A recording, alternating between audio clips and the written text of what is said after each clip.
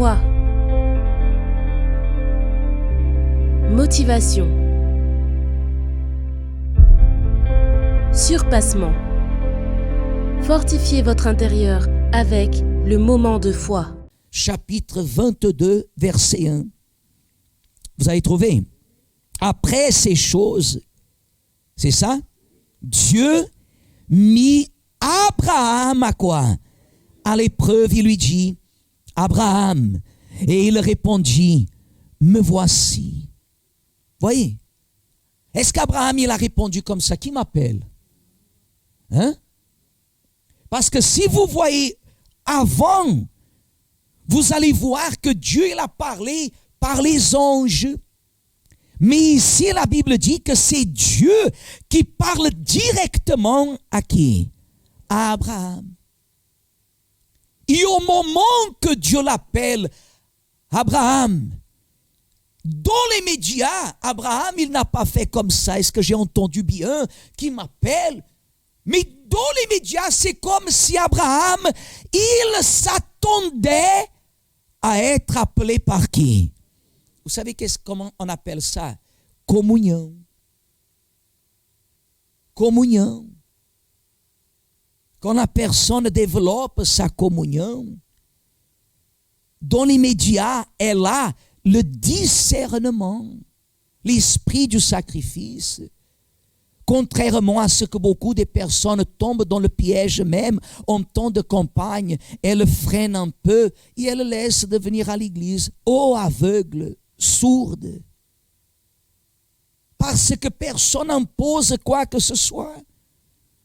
La campagne est une opportunité pour ceux qui arrivent à discerner la voix de qui?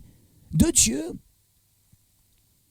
Combien de fois la personne, elle a fait un sacrifice et elle n'a rien reçu. Rien. Rien.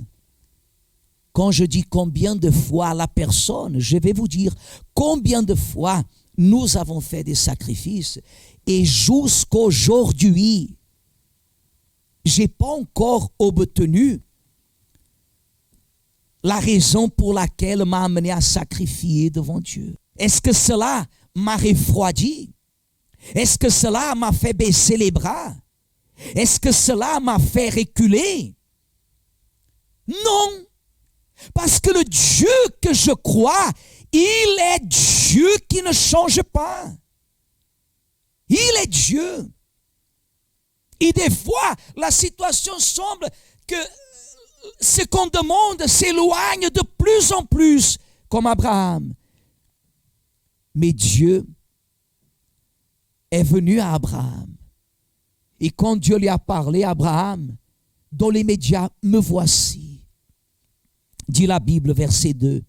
Dieu dit, prends ton fils, ton unique, celui que tu aimes, Isaac, et va-t'en au pays de Morija, et là, offre-le en holocauste sur l'une des montagnes que je te dirai. Et Abraham se leva de bon matin, sella son âne, et prit avec lui 2 serviteurs et son fils Isaac. Il fondit du bois pour l'holocauste, et partit pour aller au lieu que Dieu lui avait dit. Le 3e jour, Abraham, levant les yeux, vit le lieu de loin. Et Abraham dit à ses serviteurs, restez ici avec l'âne. Moi et le jeune homme, nous irons jusque-là pour adorer et nous reviendrons auprès de vous. Et Abraham prit le bois pour l'holocauste, le chargea sur son fils Isaac, et porta dans sa main le feu et le couteau. Et ils marchèrent tous deux ensemble. Alors Isaac, parlant à Abraham, son père, dit, mon père. Et il répondit, me voici, mon fils. Isaac reprit, voici le feu et le bois. Mais où est l'agneau pour l'holocauste? Et Abraham répondit, mon fils, Dieu se pourvoira lui-même de l'agneau pour l'holocauste. Et ils marchèrent tous deux, comment?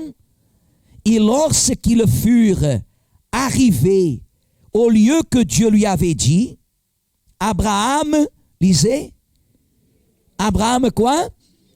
Il éleva un autel et rongea le bois. Quoi d'autre? Il lia son fils Isaac et le mit par-dessus le bois. Et encore. Puis Abraham étendit la main et prit le couteau pour quoi faire? Et encore.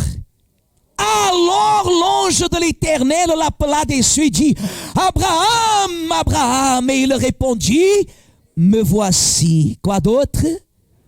L'ange dit, n'avance pas ta main sur l'enfant et ne lui fais rien, car je sais maintenant que tu crains Dieu et que tu ne m'as pas refusé ton fils, ton unique. Ça, c'était l'alliance, la conclusion de l'alliance que Dieu avait fait à Abraham quand il n'avait pas d'enfant. Et Dieu lui a fait la promesse.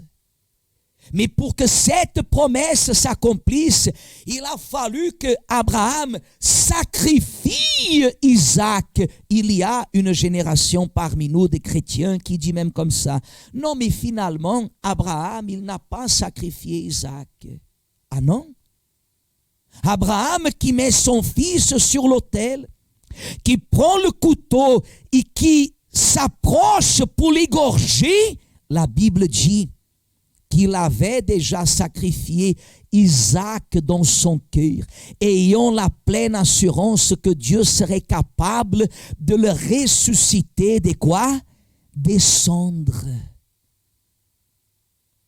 Le problème, c'est que des fois la personne, elle néglige les circonstances et elle laisse que les circonstances la dominent. Abraham ici, il savait qu'il allait perdre la clé qui ouvrirait sa postérité. Il perdait Isaac, alors il n'aurait plus d'enfants. Il n'aurait plus d'enfants. La preuve que c'était en Isaac la clé de sa postérité, c'est que Dieu lui dit, prends ton fils. Mais il n'avait pas de fils déjà. Oui ou non? Mais ici, qu'est-ce que Dieu dit? Prends ton fils, ton unique, celui que tu aimes, Isaac. Dieu utilise 4 expressions pour qu'il n'y ait pas de confusion. Ainsi est le sacrifice. Quand la personne, elle va à l'autel et elle se disponibilise pour sacrifier, c'est toute sa vie qui change. Parce que là, Dieu, comme il a dit dans le dernier verset qu'on a lu, il le dit comme ça, dans le dernier verset, qu'il dit, alors l'ange, au verset, quel verset? 12, verset 11, alors l'ange de l'Éternel appela des cieux, il dit, Abraham, Abraham, et il répondit, me voici. Et l'ange dit, n'avance pas ta main sur l'enfant, il ne lui fait rien, car je sais maintenant. Église, regardez-moi, car je sais quoi? Car je sais quoi? Vous savez depuis combien d'années Abraham suivait l'Éternel? Vous savez? Oui ou non, Église? Hein? Combien d'années Abraham il a obéi l'Éternel? Il est sorti de chez lui. Il avait 75 ans quand Dieu lui parle. Il sort de sa patrie. À l'âge de 100 ans, ça faisait déjà 25 ans qu'il suivait l'Éternel. Il obéissait à l'Éternel. 25 ans s'étaient passés. Environ 13 ans, on constate que Isaac devrait avoir entre 13 et 15 ans par là. Faites l'addition, 25 plus 13, ça fait combien? 25 plus 15 plus 13, 38.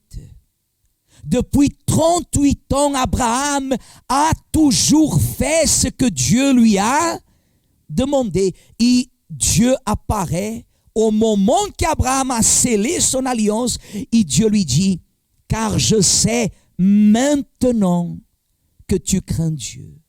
Mais ce que Dieu a voulu dire avec ça, c'est le suivant, Abraham. Maintenant, tu as scellé ton alliance. J'avais déjà scellé mon alliance, tu as fait ton alliance. Jusqu'à aujourd'hui, la terre témoigne la descendance de qui? D'Abraham.